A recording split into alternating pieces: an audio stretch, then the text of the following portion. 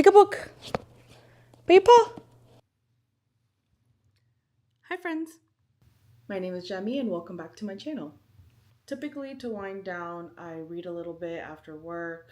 I will be going through my physical TBR and I usually switch between my Kindle and my physical books, but I really need to get through my physical TBR. I think I've had Libby for a long time. I've been reading my ebooks. I've had my Kindle and it's been really great, but I really need to get through my physical TBR. I have so many books on my shelf. So I'm gonna start off with a couple options. The first one is Count My Lies. This is another book of the month pick. I believe this was March. So this is when I started book of the month. I don't know why I don't even read thrillers, but I looked at this and was like, yeah, let me just try it out. The summary is really what captured me, so I'll give you a little read here. Sloane Caraway is a liar. Harmless lies, mostly to make her self-proclaimed sad life a little bit more interesting. So when Sloane sees a young girl in tears at a park one afternoon, she can't help herself. She tells the girl's very attractive dad she's a nurse and helps him pull a bee stinger from the child's foot. With this lie and chance encounter, Sloane becomes the nanny for the wealthy and privileged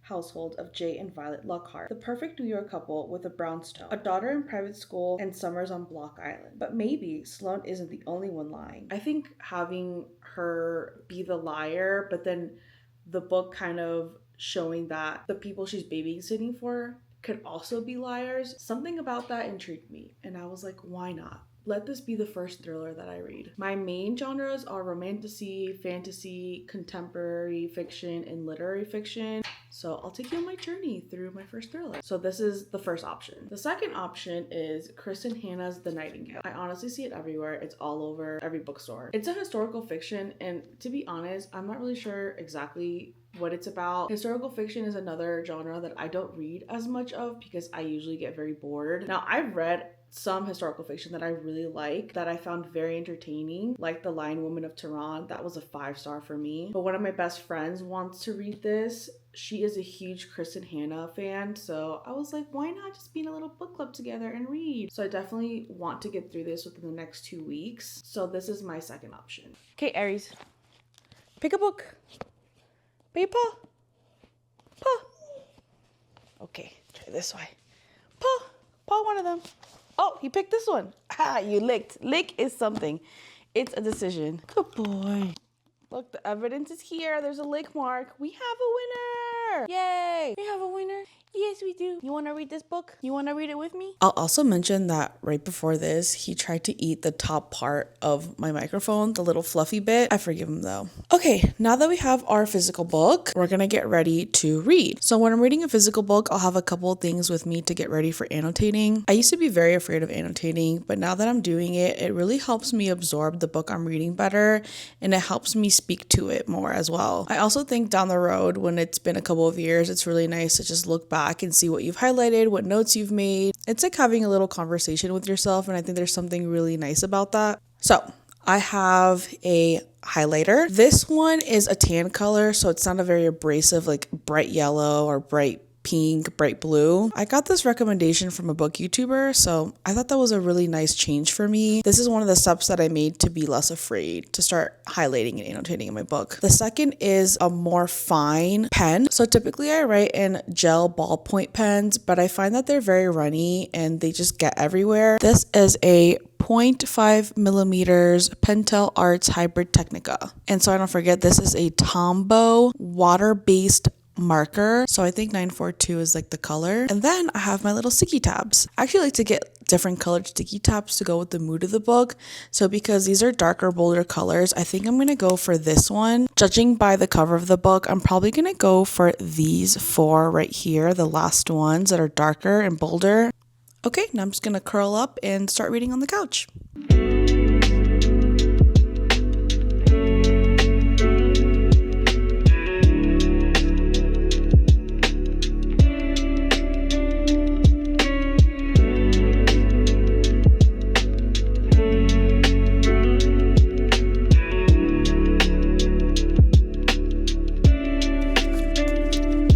Okay, I had to pause because my boyfriend's home and he's gonna take me to Cafe Rio and I'm so hungry, so yeah, I'm doing that. Amigas, it's the next day. I was able to get to page 70, but my goal is to get to 100 before I give an update.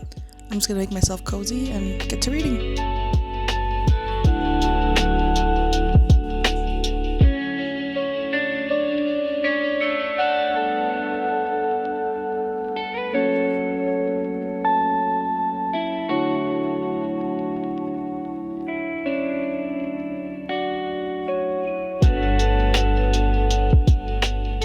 So I think this is a good time for an update.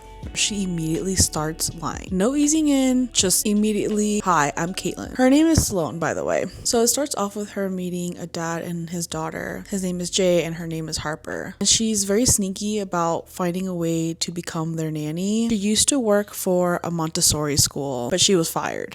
So along the way, there's a lot of little lies that come up and she has a hard time keeping up with them. And the whole time I'm like, girl, this is a lot of work. It is literally a part-time job for her. Honestly, more like a full-time job for her to keep track of all of these lies.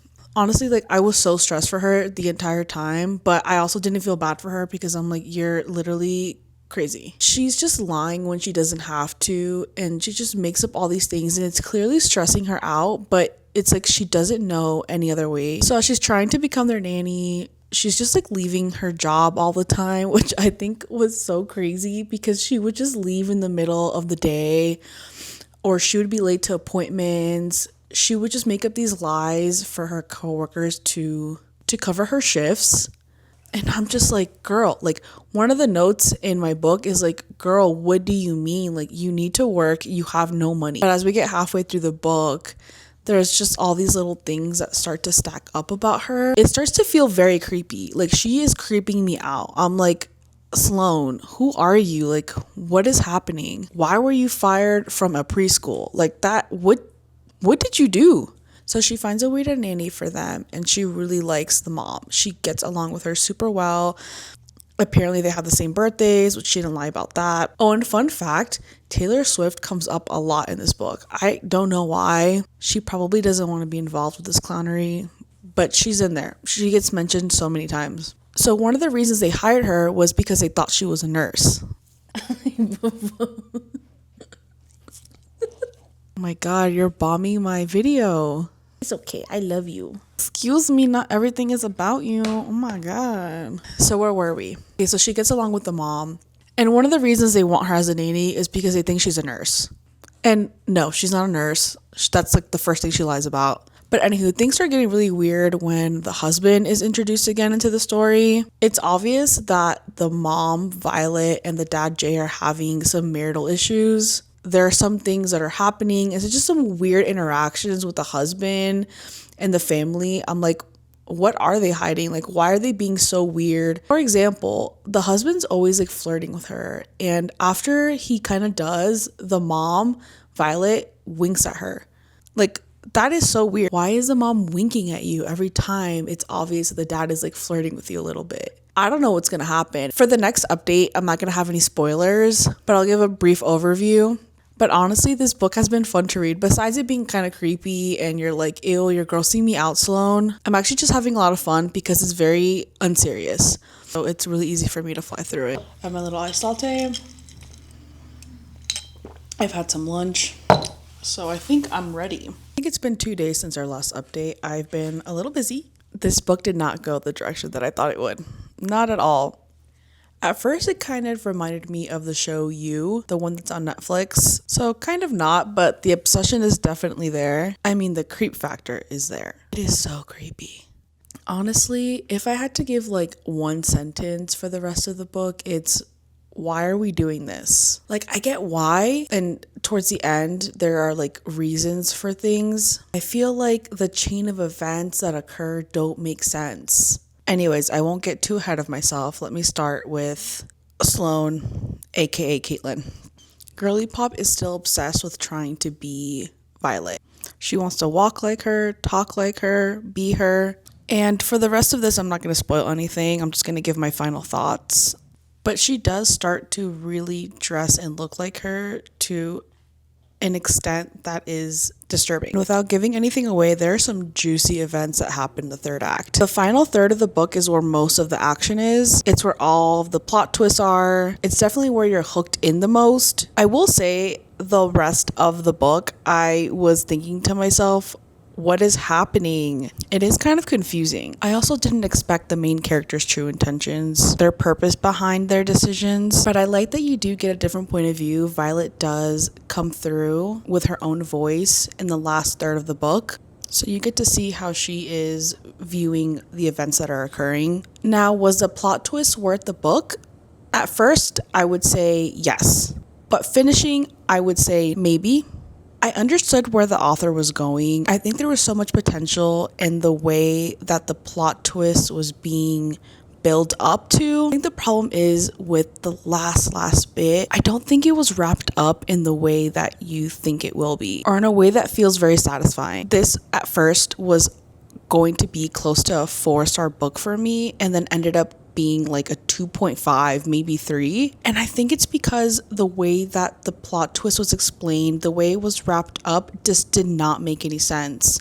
It just felt like a weird fever dream where it wasn't realistic. At least to me it wasn't. And I know some of these thrillers are not meant to be realistic all the time, but I think there are some factors that need to feel somewhat real for you to buy into it, or to feel like you can fully be engaged in the book. So to finally get through 3/4 of the book and then the last fourth feel like you're confused and think to yourself, this would never happen. Why are they doing this? It felt so strange. I don't know. I just felt very dissatisfied at the end. And I'm glad I wasn't the only one that felt that way, because this was my first thriller and it was so exciting to read. I was having so much fun. And then the end, I was like, what the fuck?